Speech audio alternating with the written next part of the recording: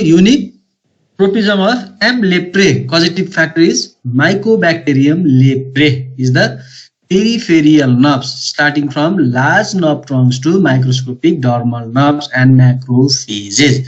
These are the areas that are infected by M. leprae, especially not sensation जान्छ touch feel हुँदैन है यसको main symptoms. So etiological agent is Mycobacterium leprae. Mode of transmission droplet inhalation, which is airborne and also from the infected soil. There are two types of leprosy. It's just a revision. So there are two types of leprosy: multibacillary leprosy, also called lepromatous leprosy, and paucibacillary leprosy, also known as tuberculoid leprosy. Its classification दुईटा चाहिँ याद गर्नु होला किनभने drug treatment in the दुईटैको different हुन्छ, almost same हुन्छ, similar हुन्छ तर different हुन्छ है. म तपाईहरुले याद गर्ने तरिका भन्छ है लास्टमा. So Redley and Jopling in 1966 classified leprosy into 5 different groups. Like LT, BL, LL, BL, BB, BT, and TT. In this way, he has classified L for lepromatous, B for borderline, and T for tuberculoid.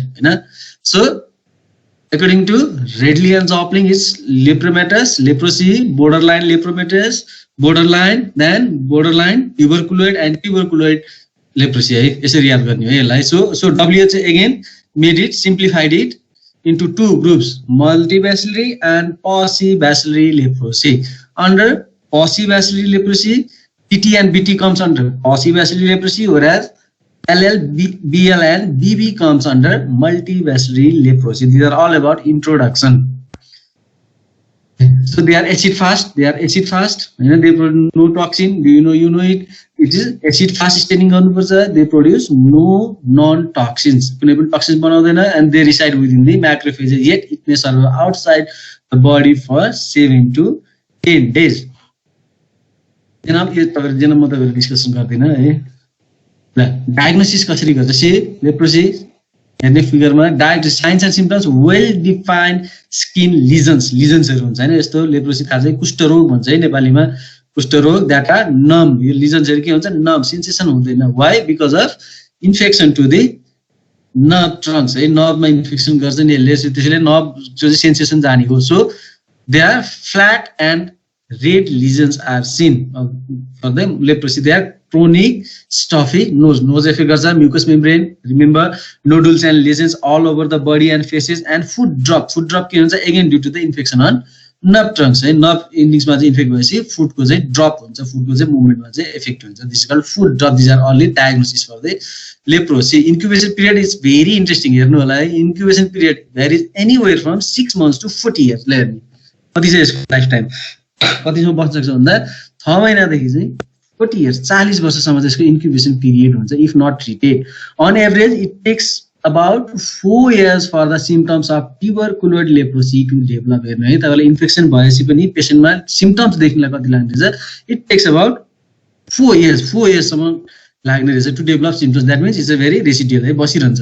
And for the lepromatous leprosy develops even more slowly. Tuberculoid को 4 years. See for the lepromatous it takes an average of 8 years. हेर्ने 8 वर्षसम्म लाग्छ to develop the initial lesions to appear. हेर्ने होला है भनेको मतलब के छ, disease progression is very slow. The disease progression is very slow. Though if the patients are infected, that means it takes about 4 years for the tuberculoid to show the symptoms, whereas for it might take about 8 years to develop the initial lesions in case of lepromatous leprosy. These are very dangerous disease. Patient even don't know they are infected. So complications, obviously nerve damage which results into sensory loss, reduced sweating, muscle weakness, infection of open wounds and ulcers are seen, mutilations of disease हराउँदै जाने, mutilations हैन हराउँदै जाने, then neuropathic pain due to infection on nerves है अब दुख्न थाल्छ है. Then laboratory diagnosis I think already done, but also let me revise. Lab diagnosis generally we take skin biopsy निकाल्ने र त्यसलाई के गर्ने lepromin test. Lepromin test is very much important है along with acid fast. Acid fast is also done, culture smear preparation through acid fast, but the lepromin test is very much important to determine whether it is lepromatous or tuberculoid leprosy. Leprosy लाई lepromin test याद गर्नु होला, यो एक्जाममा सोध्ने कुरा चाहिँ lepromin test तिर focus हुन्छ. So let me come to the lepromin test. Lepromin test कसरी गरिन्छ भइसकेछ होला है, त्यही पनि मैले रिभाइज गरेको है. So used to determine the leprosy of a person has contracted. Kun type of leprosy, either it is tuberculoid or मल्टिभेसली है अर लेप्रोमेटस कुन चाहिँ हो भन्ने चाहिँ डिफरेन्शिएट गर्नलाई स्किन बायोप्सीले देखाउँछ first skin biopsy that will say okay there is a infection of M microbial leprae now which kind of mycobacterial leprae will be determined by the lepromin test हेर्ने so biopsy गर्यो थाहा पायो then we go for lepromin skin test to confirm both presence and types of leprosy biopsy to confirm the presence of leprosy, whereas lepromin test is done to confirm the types of leprosy.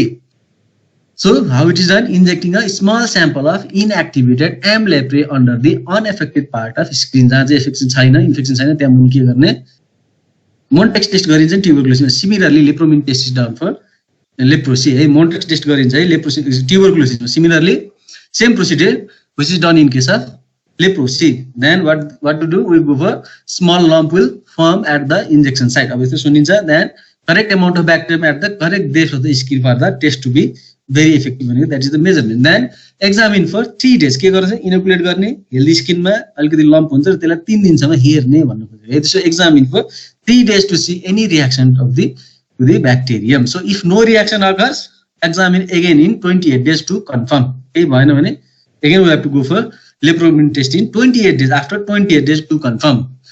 Now how to understand the result? So specific reaction at the injection site indicates certain types of leprosy. अब हेर्ने है यदि त्यहाँ if there is redness, swelling or other skin changes then it is tuberculoid or borderline tuberculoid leprosy. यदि कुनै changes आयो भने if tested positive during biopsy but no skin reaction then it is lepromatous. Is very simple हैन यदि कुनै पनि reaction देखिन्छ त्यो इन्जेक्टेड ठाउँमा भने त्यसलाई के भन्छ now it is tuberculoid if there is no reaction but biopsy says that it is leprosy then we confirm it as a lepromatous. यसरी नै छुटिन्छ है. इट्स भेरी इम्पोर्टेन्ट है पढ्नु होला है. सो लेप्रोमेटस हेर्नु होला अर्ली र लेटमा कस्तो हुन्छ चेन्जेस हैन loss of eyebrows nostril sometimes deformed the lion face of lepromatous leprosy which is ear lobe thick and lumpy. अब सिंहको जस्तो अनुहार हुँदै जान्छ भन्नु मतलब थिकनेस बढ्दै जान्छ है. These are the changes in the leprosy. So in case of tuberculoid, see now let me come to drug treatment. अब यहाँ हामी फोकस गर्ने pharmacology. These are the drug classification. It's very simple, very easy to remember and very small. है एकछिन फोक्नु है एकछिन फोक्नु है. Let me take you attendance है फेरि बिर्सिन्छु मैले.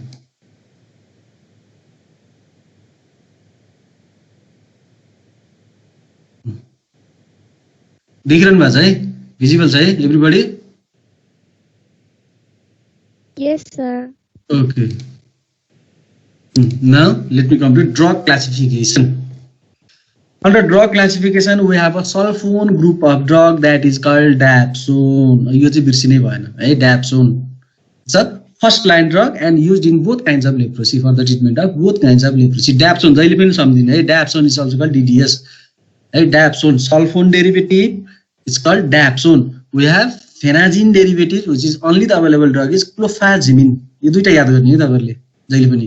एउटा sulfone derivative dapsone जहिले सम्झिने अर्को phenazine derivative clofazimine.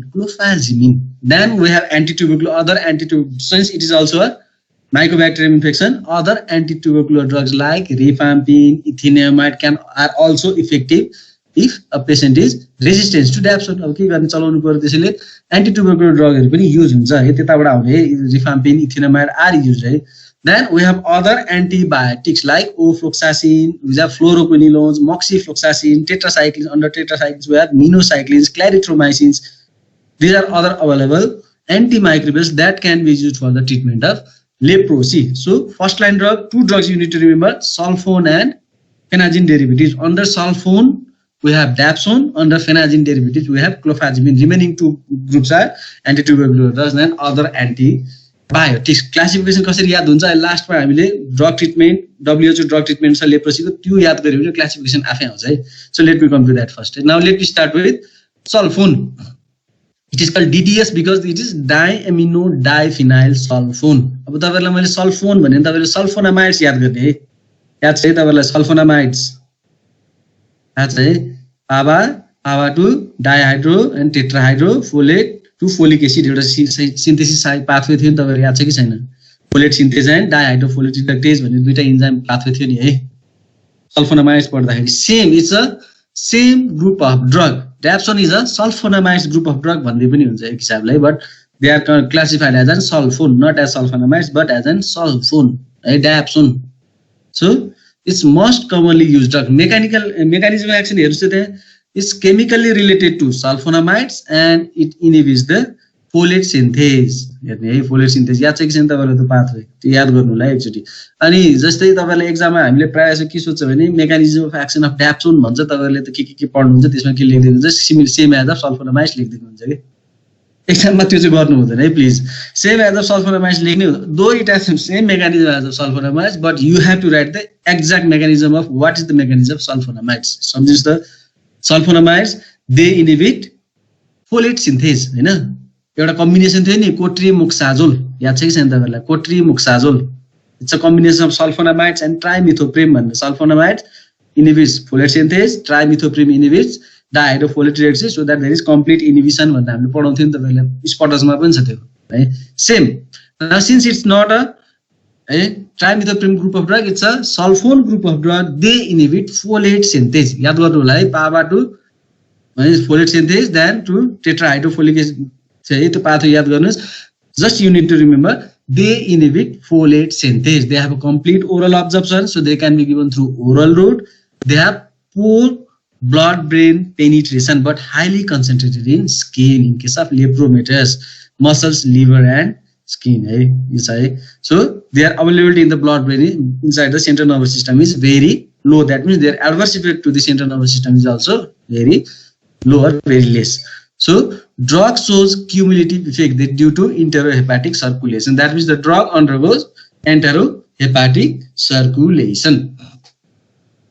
So metabolism is through acetylation, sulfate and glucuronidation conjugation excreted in urine in high absorption whereas half-life is more than 24 hours. It's not difficult, right? It's not. It's just you need to remember it's a sulfonamide group of drug, sulfone group of drug, mechanism of action same as of sulfonamide that is they inhibit the folate synthase.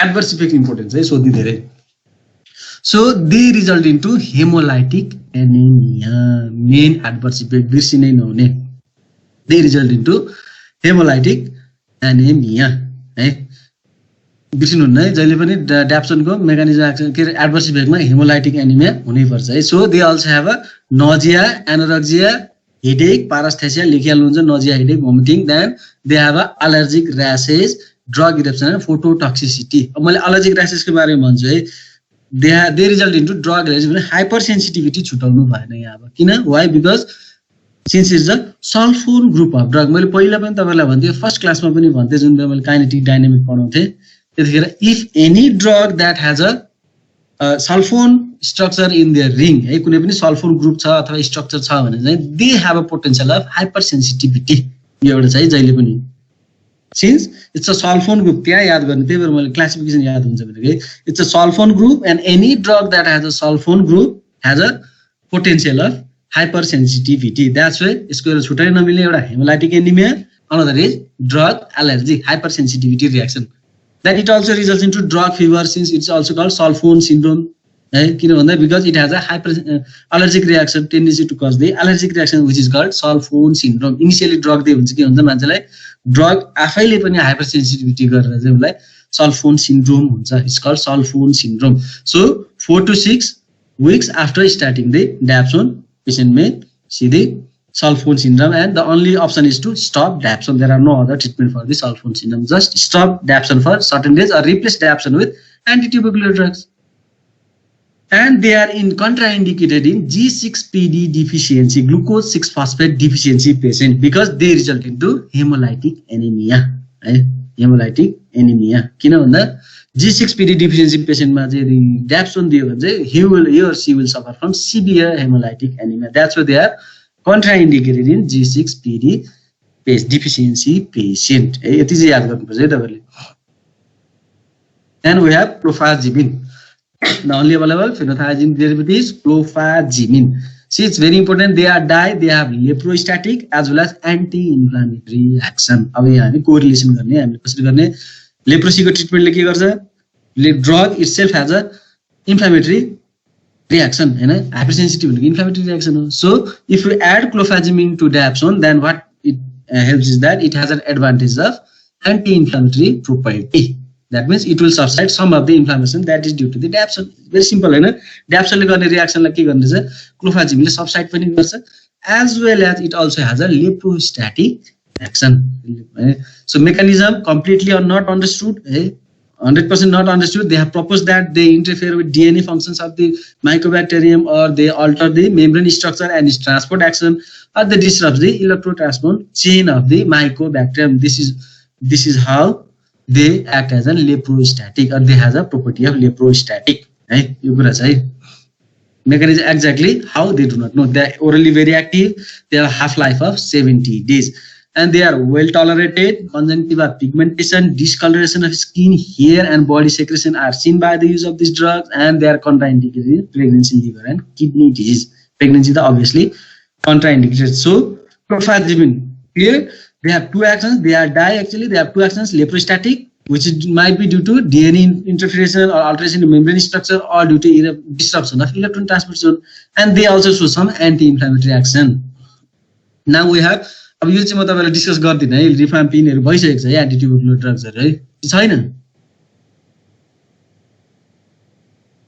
छ sir त्यही त म धेरै discuss गर्दिन है so they are leprocidals they inhibit RNA synthesis by inhibiting DNA dependent same mechanism as of tuberculosis and they are hepatotoxic so should not be given in यसको बारेमा चाहिँ तपाईले प्रोफाइल पढ्ने है उतैबाट अनि ofloxacin they are fluoroquinolones they are DNA gyrase inhibitors तपाईलाई याद छ कि याद छैन first generation second generation quinolones were there. Quinolones had lots of disadvantage.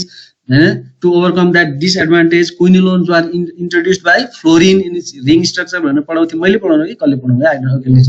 Quinolones ko ring of fluorine group. Now they are called fluoroquinolones and they have very good property. They have well absorption, better tissue penetration. Fluoroquinones they are DNA gyrase inhibitors. So that they inhibit the negative supercoiling process. So they are also useful in case of leprosy. But if dapsone cannot be given to because dapsone has a lots of disadvantage. They result in hemolytic anemia. They have a property of hypersensitivity reaction, and all of the patient might not be compatible with the dapsone. This is the problem. So what we do, we replace dapsone with rifampicin and other antimicrobials like fluoroquinolones like clarithromycins which are macrolides these are the use alternative drugs first line drug first line drug ma dapsone clofazimine and rifampin now there is a reaction called lepra reaction you पनि भइसकेको होला है तपाईहरुलाई अरु मात्रै पनि मैले भन्दिन्छु they occurs in lepromatous leprosy so they are anthrus type of reaction type 3 why they occur किन हुन्छ mechanism भन्नुस् त लेप्रा रिएक्सन को कसलाई थाहा छ ओके लेट मी कम है के हुन्छ initially you go through dapsone है you go through dapsone therapy monotherapy dapsone दिन्छ now dapsone goes and destroys what they do they kill the mycobacterium during that process of mycobacterium मर्दै गएपछि के हुन्छ mycobacterium को जुन रिमेनिङ पार्टिकल्स हुन्छ नि जुन डिस्ट्रोय भएर जुन ब्लडमा सर्कुलेट गर्छ they itself has an antigenic property अब हेर्नु कम्प्लिकेसन्स कति छ एउटा त dapsone आफैले पनि हाइपरसेन्सिटिभिटी रिएक्सन गराउँछ अर्को dapsone दियो dapsoneले माइकोब्याक्टेरियम लेप्रे मर्छ त मरेको पार्टिकल जति रहन्छ त्यो पनि एन्टिजेनिक हुन्छ त्यसले पनि हाइपरसेन्सिटिभिटी रिएक्सन देखाउँछ यही कन्सेप्ट यति बुझ्नुपर्छ है that is called lepra reaction drug दियो अर्गानिजम मर्यो तर मरेको अर्गानिजमले फेरि स्किनमा के गर्नु स्किन पेरिफेरीमा धेरै हुन्छ नि त त्यो त लेप्रा चाहिँ अब त्यहाँ फेरि के गर्न थाल्छ hypersensitivity type 3 arthros type of hypersensitivity reaction देखाउन थाल्छ that is called lepra reaction the only way they are abrupt onset lesions enlargement become red swollen and painful obviously it's a hypersensitivity now the only option is to discontinue the dapsone only in severe and life threatening cases which is called erythema nodosum leprosum अब त्यो condition इराइथेमा nodosum लेप्रोसम कन्डिसनमा पुग्यो भने चाहिँ त्यसलाई discontinue गर्ने हो or else we go for clofazimine therapy we add clofazimine 200 mg per day kina clofazimine has a leprostatic action as well as anti-inflammatory property यहाँ हुन्छ यसको कुरा क्लोफाजिमिनलाई किन एड गरिन्छ भन्दा यसले एन्टी इन्फ्लामेटरी प्रोपर्टी भएर चाहिँ ड्याप्सनको कम्प्लिकेसन्सलाई चाहिँ घटाउने हो। उसको आफ्नै हाइपरसेन्सिटिभिटी हुन्छ, अर्को अर्गानिजमको डेथ भएर पनि लेप्रा रियाक्सन हुन्छ, दुईटैलाई सबसाइड गर्नलाई चाहिँ clofazimine is very much helpful as well as it has the leprostatic action. That's why for the treatment of lepra reaction we go for mild case we go for clofazimine. एकदम serious case भयो, इराइदेमा नोडुसम लेप्रोसमै हुन थाल्यो भने we discontinue dapsone because it can not be taken now. Whereas for severe case, अब अर्को severe केसमा के हुन्छ, we have a glucocorticosteroids, prednisolone, थाहा छ है तपाईहरु याद गर्नु है। It also has an anti-inflammatory property by inhibiting phospholipase, त्यो पछि आउँछ है म है, त्यो पछि आउँछ त्यसलाई। So they also has a anti-inflammatory property. Glucocorticosteroids, prednisolone 40 to 60 mg per day are added. Now there is another drug, thalidomide, can be used as alternative to prednisolone in erythema nodosum leprosum, right? But thalidomide has a teratogenic property, na? They can be used in case of instead of prednisolone. So are we clear about lepra reaction? Reaction कसरी हुन्छ र किन हुन्छ र त्यसको ट्रिटमेन्टमा के गर्ने भन्दा clofazimine basically we add anti-inflammatory drugs है, anti-inflammatory drugs like prednisolone and clofazimine. Now mono drug therapy र मल्टी ड्रग थेरापी दुईटा हुन्छ है ड्याप्सनको। MDT is for multi-drug therapy. Monodrug therapy means only use of only dapsone for the treatment of. Initially, what they did, they only used dapsone. Right? First dapsone la चलायो 1964 AD मा, हेर्नु होला है। 1964 AD देखि leprosy treatment हुन थाल्यो र पहिला dapsone चलायो, dapsone मात्रै चलायो, अरु केही पनि चलाइएन। Then what they found that first dapsone resistance among M. lepre 64 मा देखियो है। अब dapsone काम गर्न छोड्यो, पहिला काम गर्थ्यो तर के हुन थाल्यो, सिंगल ड्याप्सनले काम गरेन। Then ड्याप्सन resistance in untreated patient भनेको चाहिँ अब कुनै पनि पेशेन्टमा पहिला ड्याप्सन चलाएकै थिएन र एकैचोटि उसले ड्याप्सन चलाउँदाखेरि चाहिँ के भयो, रेजिस्टेन्स देखियो। This kind of resistance are called primary resistance. पहिला ड्याप्सनमा चाहिँ एक्सपोज नभएको पेशेन्ट पनि रेजिस्टेन्स देखियो भन्न खोजेको कि। यसले के गर्न सक्छ, के भन्छ त, अब यसले के सजेस्ट गर्छ भन्दा ड्याप्सन खाएको पेशेन्टबाट सरेको हुन सक्छ है। जो पेशेन्ट अलरेडी डेप्सनमा थियो उसबाट लेप्रोसी अर्को पेशेन्टमा सर्दाखेरि अर्को पेशेन्टमा पनि डेप्सन चाहिँ रेजिस्टेन्स देखियो। This is called primary resistance. Now there is another term called secondary resistance. Dapsone resistance on 20% on monotherapy. अब हेर्नुलाई है, that is dapsone resistance on 20% on monotherapy. जुन मोनोथेरापी ड्याप्सन मात्र दिँदाखेरि 20% देखियो भने त्यसलाई के भन्यो, secondary resistance. There is another term called persistence.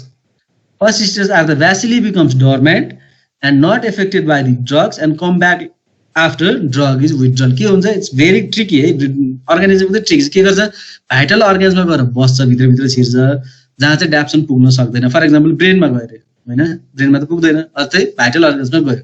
अब के हुन्छ, देखिएन, सिम्पटम्स देखिएन, किनभने त्यो पेरिफेरियल सिम्पटम्स देख्ने हो, अर्गानिजम भित्र छ। अब ड्याप्सन विथड्र गर्ने बित्तिकै फेरि के हुन्छ, अर्गानिजम फेरि पेरिफेरीमा आउँछ र फेरि सिम्पटम्स देखाउँछ। These are called persistence.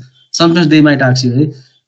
So now to overcome all these three kinds of resistance, hey? अब यो के हो, प्रब्लम भयो नि त, एक त लेप्रोसी प्रब्लमै हो, त्यो माथि ट्रिटमेन्टमा नि प्रब्लम हो। अब के गर्यो WHO ले, okay now monotherapy, single drug therapy is not useful for the eradication of leprosy. Now we have to combine more than one drug to treat the both kinds of leprosy. Now they call it as a multi-drug therapy. MDT भनेको multi-drug therapy, mono होइन है, multi-drug therapy. Monotherapy भएन, not useful. There are different kinds of resistance. Now we need to go for multi-drug therapy. Now they introduced a multi-drug therapy for the treatment of both multivascular as well as paucivascular leprosy. And what was the advantage of multi-drug therapy? They are effective for primary resistance, prevents emergence of dapsone resistance, offloads quick symptom relief, and reduces total duration of therapy. यहाँ चाहिँ तीनटा ड्रगलाई combine गरेर चाहिँ duration of therapy पनि 24 महिनादेखि घटेर 6 महिना 1 वर्षमै जाने भयो। Now let me come to multi drug therapy. यहाँ चाहिँ WHO has given a multi drug therapy for the treatment of both multivascular as well as paucivascular. यो चाहिँ सोध्छ है, एक्जाममा धेरै सोध्छ है, कहिलेकाहीँ एडभान्टेज पनि सोध्छ, कहिलेकाहीँ हामीले के गर्छौँ, मल्टिभ्यासुलरी अन्ली पनि सोध्छौँ र कहिलेकाहीँ paucivascular अन्ली पनि सोध्छौँ र कहिलेकाहीँ बोथ पनि सोध्छौँ। एकदम क्वेसन्स पढेर एन्सर गर्नु होला है। अन्ली सोद्धाखेरि दुईटै लेख्नु हुँदैन। अब मुड ठिक छ भने मार्क्स दिन्छ एउटा यतापट्टिको काटेर, मुड ठिक छैन भने एक्जामिनरले के गरिदिन्छ, सबै काटिदिन्छ उल्टो लेख्यो भनेर है। त्यसैले एकदम ध्यान दिनु होला है। एक्जामको क्वेसन सोद्धाखेरि कहिलेकाहीँ मल्टिभ्यासुलरी पनि सोध्न सकिन्छ अथवा paucivascular अर बोथ पनि सोध्न सकिन्छ। अब ध्यान दिनु, एकदम सजिलो छ याद गर्न, म सिकाउँछु है तपाईँहरूलाई। यसैबाट क्लासिफिकेसन थाहा हुन्छ है। यहाँ ड्याप्सन छ, यहाँ ड्याप्सन छ, बोथ मल्टिभ्यासिली पसिभ्यासिली, रिफाम्पिन हेर्नु होला है, कुनै गाह्रो छैन है। रिफाम्पिसिन सेम थिङ है। रिफाम्पिन और rifampicin 600 mg dose, rifampin 600 mg for both multi and पसिली, मन्थली सुपरभाइज्ड हेर्नेलाई क्लियर। यो लेख्नुपर्छ है, कुनै पनि छोड्नु हुँदैन। First go for rifampicin. Rifampicin is given for both type of leprosy with a dose of 600 mg monthly supervised.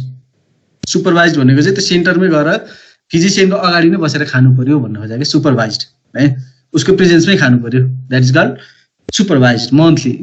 महिनामा एउटा रिफाम्पिन 600 mg दुईटै बोथ टाइप अफ लेप्रोसीलाई दिन्छ। अब हेर्ने ड्याप्सोन, यता पसिभ्यासिली हेर्ने ड्याप्सोन 100 mg डेली सेल्फ एडमिनिस्टर्ड, यहाँ पनि हेर्ने ड्याप्सोन 100 mg daily self administered, nothing difference है। अब ड्याप्सोन चाहिँ 100 mg डेली खानु पर्यो, सेल्फ एडमिनिस्टर्ड, आफै घरमा बसेर खाने, महिनामा एकचोटि गएर सेन्टरमा खाने। रिफाम्पिन घरमा बसेर दिनको एकचोटि 100 mg के खाने, 100 mg ड्याप्सोन खाने, यति हो पसी है। अब यहाँ यतापट्टि क्लोफाजिमिन चल्दैन पसिभ्यासिलीमा है, this not given clofazimine, the clofazimine is only used in case of multibacillary. अब तपाईँले के गर्नु पर्यो, मल्टिभ्यासिलीलाई याद गर्नु भने पसिभ्यासिली यसै आउँछ है, पढ्नै पर्दैन। मल्टिभ्यासिलीको रेजिमेन याद गर्नु पर्यो, rifampicin same, dapsone same, remove clofazimine and reduce the duration of treatment by half of the bacillary. बुझ्नुहुन्छ, मल्टिभ्यासिलीको 12 महिना छ भने 6 महिनामा हुन्छ। खालि क्लोफाजिमिन नचलाउने, जे रेजिमेन मल्टिभ्यासिलीलाई दिन्छ त्यही रेजिमेन पसिभ्यासिलीलाई पनि दिन्छ, तर 6 महिनाको लागि दिन्छ र क्लोफाजिमिन दिँदैन। इजी है। अब क्लोफाजिमिन याद कसरी गर्ने, clofazimine 300 mg monthly supervised, rifampicin 600 mg monthly supervised, त्यसको हाफ डोज 600 mg को हाफ डोज 300 mg चाहिँ मन्थली सुपरभाइज्ड एकैचोटि गरेर खानु पर्यो। एकचोटि महिनामा सेन्टर जानु पर्यो, त्यहाँ गएर 600 mg रिफाम्पिसिन खानु पर्यो र त्यसको हाफ डोज चाहिँ क्लोफाजिमिन खानु पर्यो है। सेन्टरमा गएर घरमा बसेर ड्याप्सोन 100 mg खानु पर्यो र ड्याप्सोन 100 mg को हाफ 50 mg चाहिँ क्लोफाजिमिन घरमै बसेर दिनको एउटा खानु पर्यो। इट्स भेरी इजी, यसरी याद गर्न सकिन्छ। एउटा सेन्टरमा जाने हुन्छ, एउटा घरमा खाने हुन्छ है।